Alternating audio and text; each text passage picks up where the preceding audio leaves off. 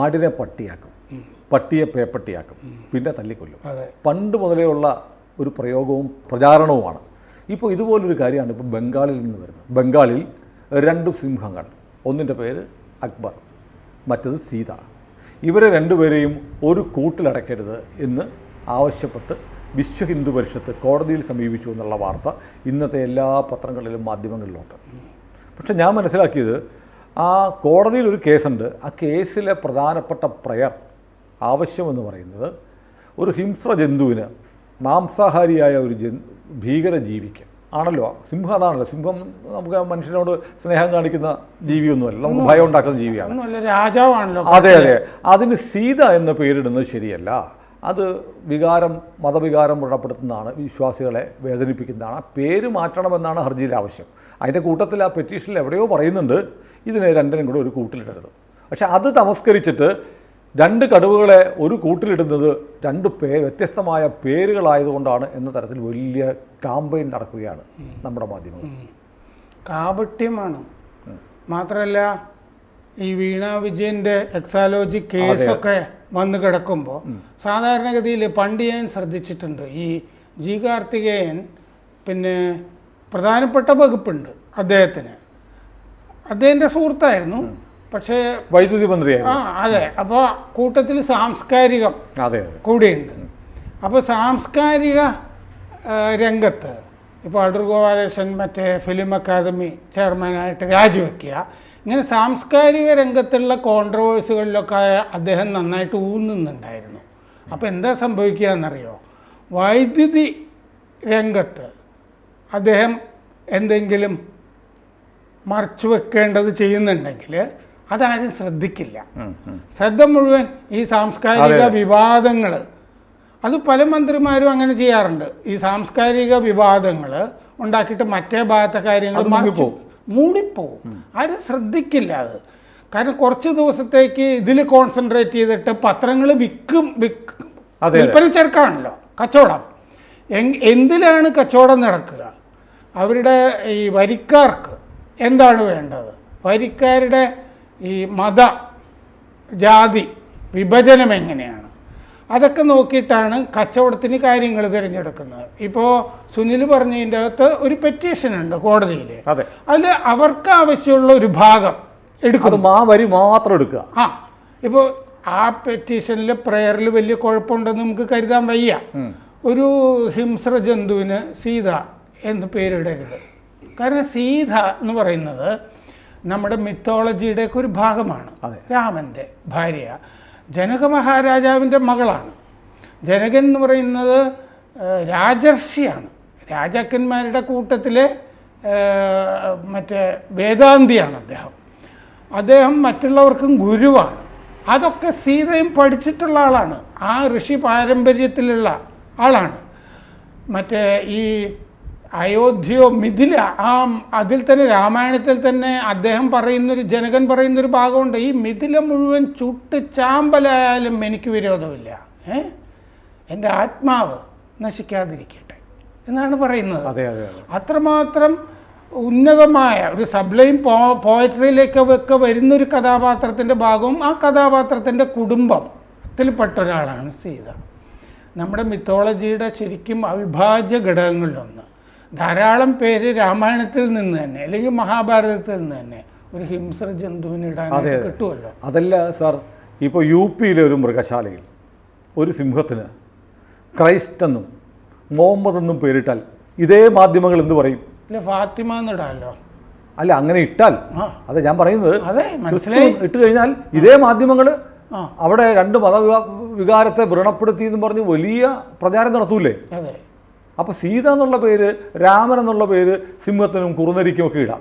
സത്യത്തിൽ അക്രമ സ്വഭാവമുള്ള മൃഗങ്ങൾക്ക് അങ്ങ് പറഞ്ഞ പോലുള്ള പേരുകളാണ് യോജിക്കുക. കാരണം ജീസസ് ക്രൈസ്റ്റ് ഒക്കെ പാവം മനുഷ്യപുത്രനായി അവതരിച്ച് അല്ലാതെ ചില പേരുകളും കൂടി അദ്ദേഹം പറഞ്ഞല്ലോ. യേശുവിന് ഞാൻ വളരെ ഇഷ്ടപ്പെടുന്ന ഒരാളാണ്, ഞാൻ ചില കഥകളും ഒക്കെ എഴുതിയിട്ടുണ്ട്. പക്ഷേ യേശുവും നീ നിന്റെ മേലെങ്കിൽ വിറ്റും വാൾ വാങ്ങുക, ഗതികെട്ട പിന്നെ ആരും ചെയ്യൂല്ലോ, അതല്ലാത്ത ചില ഭാഗങ്ങളൊക്കെ പറഞ്ഞിട്ടുണ്ട്. പക്ഷെ യേശുവിന്റെ പേര് ഇടരുത് ഒരു കാരണവശാലും. നമ്മൾ രാമന്റെ പേരിടരുത്, യേശുവിന്റെ പേരിടരുത്, നബിയുടെ പേരിടരുത്, ഫാത്തിമ തീർച്ചയായും എന്നും ഇടരുത്. തീർച്ചയായും തീർച്ചയായും മതപരമായ പേരുകളൊന്നും ഹിംസ്ര ജന്തുക്കൾക്ക് ഇടരുത്. കാരണം എന്തൊക്കെയോ കാരുണ്യമുള്ളത് കൊണ്ടാണല്ലോ പലരെയും അതെ അതെ നമ്മൾ ആ സ്ഥാനത്തിലേക്കൊക്കെ ആദരിക്കുന്നതും ഉയർത്തുന്നതും. അതിലൊന്നും നമ്മൾ ജാതി മതമൊന്നും നോക്കരുത്. പക്ഷേ ഈ കാപട്യക്കാർ, ഈ കപട മതേതരവാദികൾ അത് ചെയ്തു. അത് ചെയ്യരുതായിരുന്നു. അല്ല സാർ, ഇതിനിടയ്ക്ക് തമാശയല്ല, ദുഃഖകരമായൊരു തമാശയുണ്ട് ബംഗാളിൽ തന്നെ. അതാണ്, ബംഗാളിൽ തന്നെ സ്ത്രീകളുടെ കൂട്ടം നിലവിളി വരികയാണ്. എത്രയോ ദിവസങ്ങളായി ഷാജഹാൻ ഷെയ്ഖ് എന്ന് പറഞ്ഞ ക്രൂരനായ TMCയുടെ നേതാവ്, വർഗീയവാദി, ഹിന്ദു പെൺകുട്ടികളെ, ഹിന്ദു അമ്മമാരെ, സഹോദരിമാരെ ഒരു കൂട്ട ബലാത്സംഗത്തിനിരയാക്കി.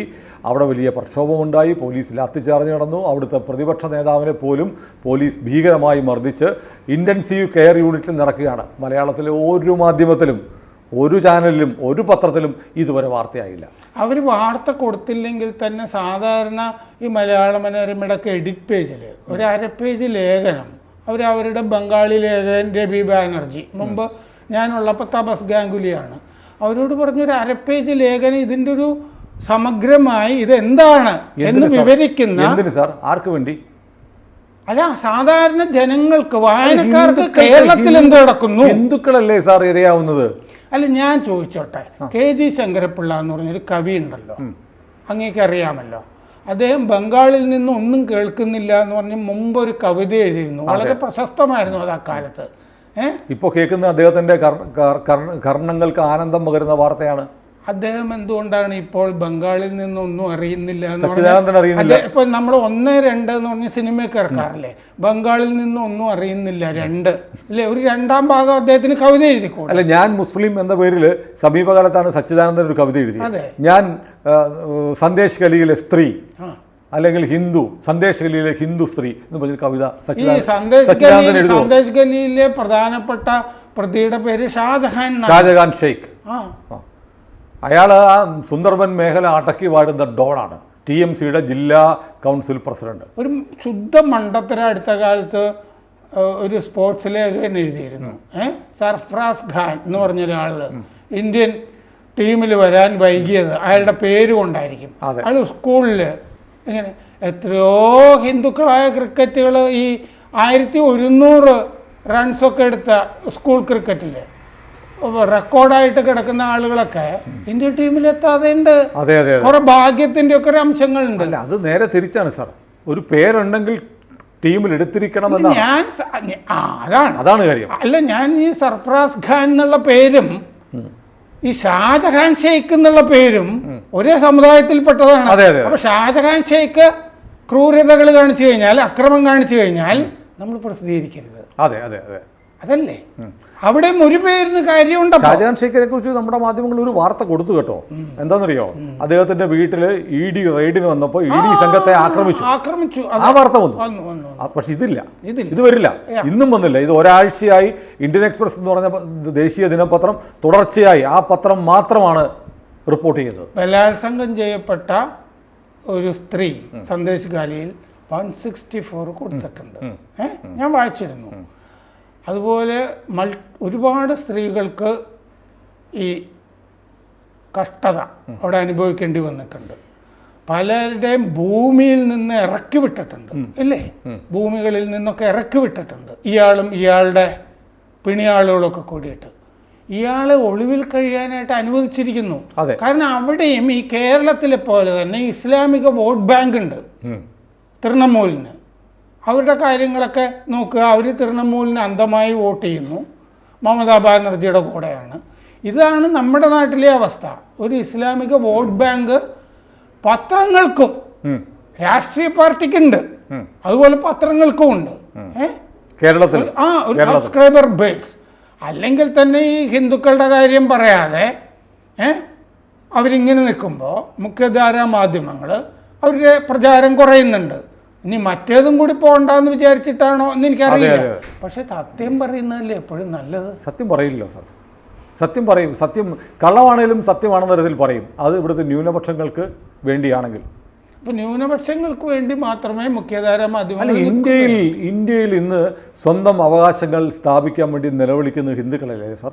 80% ഹിന്ദുക്കളുള്ള രാജ്യത്ത് ഒരു ഹിന്ദുവിന് അവൻ്റെ അവകാശങ്ങൾ സ്ഥാപിക്കാൻ വേണ്ടി നിലവിളിക്കേണ്ടി വരുന്നു. അധികാര കേന്ദ്രങ്ങളുടെ പിന്നാലെ യാചിച്ച് നടക്കേണ്ടി വരുന്നു. എന്താ സാർ ഇങ്ങനെ? കഷ്ടമാണ്. സത്യം പറഞ്ഞ് പഠിച്ചില്ല എങ്കിൽ ഇപ്പോൾ എല്ലാവർക്കും അറിയാം ഇത് സാമൂഹ്യ മാധ്യമങ്ങൾ കൈകാര്യം ചെയ്യും എന്നുള്ളത് അറിയാം. സന്ദേശ് ഗാലിയിൽ എന്താണ് നടക്കുന്നത് എന്നൊക്കെ ആളുകൾക്കൊക്കെ അറിയാം. ഈ സന്ദേശ് ഗാലിയിൽ ഇപ്പം നടക്കുന്നത് പറയാതെ നക്സൽബാരിയിൽ പണ്ട് നടന്നത് പറയുകയാണോ വേണ്ടത്? അതായത് നമുക്കറിയാവുന്ന പോലെ എക്സാലോജിക്കിൻ്റെ വിധിപ്പകർപ്പ് കിട്ടുന്നതിൽ ആ വിധിപ്പകർപ്പിൽ സാമാന്യം തിരക്കേടില്ലാത്ത നിരീക്ഷണമുണ്ട്. ഇന്ത്യൻ സമ്പദ് രംഗം തകർക്കാനുള്ള ഗൂഢാലോചന മുഖ്യമന്ത്രിയുടെ മകളെ കുറിച്ചാണ്. അതെ, ആ വാർത്ത വേണ്ട രീതിയിൽ ശ്രദ്ധിക്കാതിരിക്കാൻ വേണ്ടിയല്ലേ? അതെ അതെ അതെ. ഈ സിംഹങ്ങളുടെ കഥ ഇടതുപക്ഷ ഹാൻഡിലുകൾ എടുത്തു നോക്കൂ, സോഷ്യൽ മീഡിയ ഹാൻഡിലുകളിൽ വീണാ വിജയനെ കുറിച്ച് ഒന്നുമില്ല. പക്ഷേ ആർട്ടിഫിഷ്യൽ ഇൻ്റലിജൻസ് ഉപയോഗിച്ച് ഉണ്ടാക്കിയെടുത്ത ഒരു സിംഹത്തിൻ്റെയും സിംഹിയുടെയും ചിത്രം, രാജാവിന്റെ വേഷമൊക്കെ ധരിച്ചിരിക്കുന്നു. കേരളത്തിലെ രാമസിംഹൻ എന്ന് പറഞ്ഞ ഒരാളുടെ പേരുമായിട്ട് ബന്ധിപ്പിക്കുക. അതെ അതെ അതെ. വളരെ വളരെ നീചമായ, നമ്മൾ ഹിന്ദുക്കളുടെ ജിഹ്വയൊന്നുമല്ല ABC മലയാളം. പക്ഷേ നമ്മളിപ്പോൾ ഹിന്ദു എന്ന് ആവർത്തിച്ച് പറയാൻ കാരണം അവിടെ ഒരു സമുദായത്തിൽപ്പെട്ട ആളുകൾ അവിടുത്തെ ഭൂരിപക്ഷ സമുദായത്തിൻ്റെ ഇരകളാവുന്നു എന്നതുകൊണ്ടാണ്. എവിടെ നിങ്ങൾ ഹിന്ദുക്കളെ ചീത്ത പറഞ്ഞോളൂ, വിമർശിച്ചോളൂ, അതെ, മറ്റേ ഭാഗം കൂടി പറയണം. അതാണ് നമ്മൾ പറയുന്നത്. നമ്മൾ എല്ലാ ഭാഗവും പറയും. മുസ്ലിങ്ങളായാലും സിഖുകാരനായാലും ബുദ്ധനാണേലും ജൈനമതക്കാരാണെങ്കിലും ആക്രമിക്കപ്പെട്ട നമ്മൾ അവർക്ക് വേണ്ടി ശബ്ദം ഉയർത്തും. പെട്ടെന്ന് ഓർമ്മ വന്നൊരു കാര്യം പറയട്ടെ. ഇന്ത്യയിൽ 1924 മാപ്പിള ലഹളയുടെ അനുഭവം അദ്ദേഹത്തിന് ഉണ്ടായിരിക്കാം. നമ്മുടെ രാഷ്ട്രപിതാവ് ഗാന്ധി എഴുതി, മുസ്ലിങ്ങൾ സ്വഭാവവശാൽ തെമ്മാടികളാണ്. അദ്ദേഹം ഉപയോഗിച്ച വാക്ക് ബുള്ളീസ് എന്നാണ്. അതിനുള്ള മലയാളമാണ് ഞാൻ പറയുന്നത്. വേറെ ട്രാൻസ്ലേഷൻ ഉണ്ടെങ്കിൽ ആയിക്കോട്ടെ. അവർ സ്വാഭാവികമായി തെമ്മാടികളാണ്. പക്ഷേ നാം ഹിന്ദുക്കൾ സ്വാഭാവികമായി ഭീരുക്കളാണ്. അങ്ങനെ വരുമ്പോൾ ഈ ഭീരുത്വത്തിന് പകരം ഞാൻ ഈ അക്രമം തിരഞ്ഞെടുക്കുന്നു, അത്രയേ ഉള്ളൂ. അതുകൊണ്ടാണ് ഞാൻ അവരെ പിന്തുണയ്ക്കുന്നു എന്ന് നിങ്ങൾക്ക് തോന്നുന്നത്. അദ്ദേഹം അന്ന് സഹറാൻപൂർ എന്ന് പറഞ്ഞ സ്ഥലത്ത് UP ഇതുപോലെ ഒരു സംഭവം നടന്നിരുന്നു. ഹിന്ദുക്കളുടെ വീടുകൾ ഈ മുസ്ലിങ്ങൾ ആക്രമിക്കുക, സ്ത്രീകളെ ബലാത്സംഗം ചെയ്യുക, ഇതായിരുന്നു പശ്ചാത്തലത്തിലുണ്ടായിരുന്നത്. അദ്ദേഹം അന്ന് പറഞ്ഞു, ഇങ്ങനെ പറഞ്ഞു, പച്ചയ്ക്ക് പറഞ്ഞു. അല്ല സാർ, നമ്മൾ ഈ സന്ദേശഗലിയെക്കുറിച്ച് 2 ചർച്ചകൾ ചെയ്തിരുന്നു. മലയാളത്തിൽ നമ്മൾ മാത്രമാണ് ചെയ്തത്. ഈ സത്യം ലോകത്തോട് മലയാളികളോട് വിളിച്ചു പറഞ്ഞത് നമ്മൾ മാത്രമാണ്. പക്ഷേ നമ്മുടെ വീഡിയോകളുടെ താഴെ ചില കമൻറ്റുകൾ വന്നിട്ടുണ്ട്. കാശ്മീരിൽ കത്വയിലൊരു പെൺകുട്ടി പീഡിപ്പിക്കപ്പെട്ടപ്പോൾ നിങ്ങൾ എവിടെയായിരുന്നു? ഞങ്ങളില്ലായിരുന്നു ആ സമയത്ത്. ഗുജറാത്തിൽ ഇപ്പോഴും പറയുകയാണ്, ശൂലം ഭ്രൂണം എന്നുള്ള പഴയ ചീറ്റിപ്പോയ കഥയുണ്ടല്ലോ, അത് പറഞ്ഞിട്ട് അപ്പോൾ നിങ്ങൾ എവിടെയായിരുന്നു? അപ്പോഴും ഞങ്ങളില്ലായിരുന്നു. അപ്പോൾ ഞങ്ങളുള്ളപ്പോൾ ഞങ്ങൾ സത്യം പറയും. അത് ABC മലയാളം സത്യമേ പറയുള്ളൂ. ചിലപ്പോൾ അത് ഹിന്ദുക്കൾക്ക് ഫേവർ ചെയ്യാം, നാളെ അത് മുസ്ലിങ്ങളോ ഇന്ത്യയിലെ മറ്റ് ന്യൂനപക്ഷങ്ങളോ ഇരയായാലും നമ്മളിത് പറയും. ഇതിപ്പോൾ ഗാന്ധിയെ ഗോഡ്സെ കൊന്നപ്പോൾ മോദി എവിടെയായിരുന്നു എന്ന് അദ്ദേഹം ജനിച്ചിട്ടില്ലായിരുന്നു. അതെ. അപ്പോൾ ഇപ്പോൾ നമ്മൾ ഈ സന്ദേശഗലിയെക്കുറിച്ച് പറയുന്നത് കൊണ്ട് നമ്മൾ ബ്രാൻഡ് ചെയ്യേണ്ട കാര്യമില്ല. നമ്മൾ സത്യമേ പറയുള്ളൂ.